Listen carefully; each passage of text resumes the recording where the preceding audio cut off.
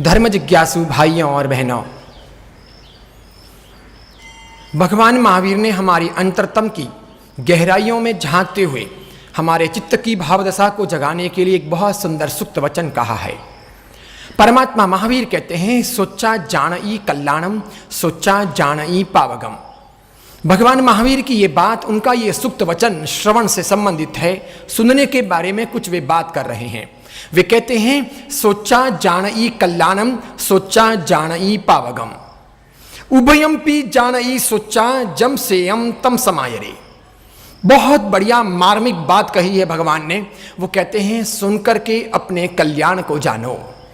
आप सभी, हम सभी सुनकर के अपने कल्याण को जाने।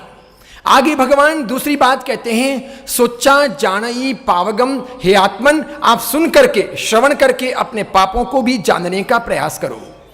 सुन करके अपने कल्याण को जानो, अपने हितों को जानो, अपना लाभ किसमें है ये जानो। साथ में भगवान कहते हैं, सुन करके अपने अपराधों को जानो, अपने पापों को जानो। ये ख्याल करो कि कहां हम गलती कर रहे हैं।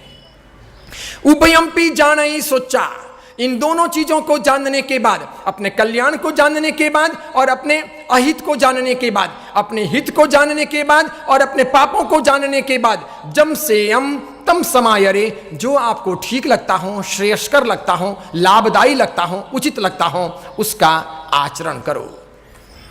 बात शुरू करते हैं। भगवान सीधी सी बात कह रहे हैं कि सबसे पहले तुम कान बनो। इंसान बनो ना बनो चलेगा, सबसे पहले कान बनो। अपनी पूरी तीव्रतम गहराई के साथ में सुनो, अंतरतम में उतरते हुए सुनो। सबसे पहले सुनो, क्योंकि महावीर कहते हैं, सोचा जानई कल्याणम, सुनकर के ही कल्याण होगा। बिना सुने हुए कल्याण नहीं होगा। बिना सुने हुए हित सधेगा नहीं। बिना सुने हुए जानकारी में बातें उतरेगी नहीं। बिना सुने हुए ज्ञानार्जन होगा नहीं। बिना सुने हुए जानकारियों का भंडार बनेगा नहीं। बिना सुने हुए आत्मा हल्की बनेगी नहीं। बिना सुने हुए धुलाई का काम होगा नहीं।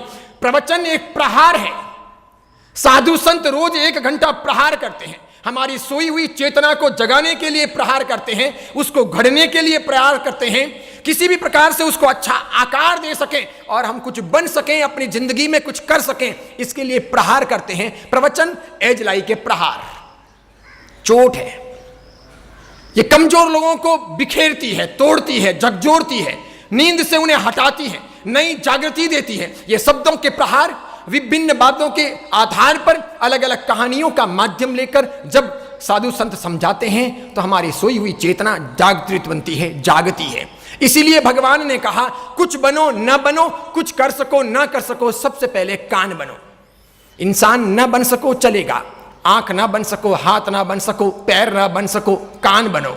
डॉक्टर ना बन सको, वकील ना बन सको, बहुत बड़ा नेता ना बन सको, कोई बहुत बड़ी सत्ता या बहुत बड़ा पद प्राप्त ना कर सको, कोई बात नहीं। सबसे पहले शुरुआत करो, कान बनो।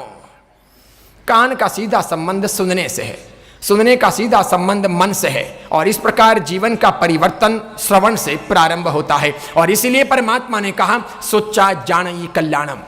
भगवान महावीर आगे कहते हैं, और परमात्मा महावीर की परंपरा के बड़े बड़े आचार्य भगवंत ये दोहराते हैं कि कुछ समझ में नहीं आए तब भी सुनना चाहिए। आधी से अधिक बातें पल्ले ना पड़ती हों तब भी सुनना चाहिए।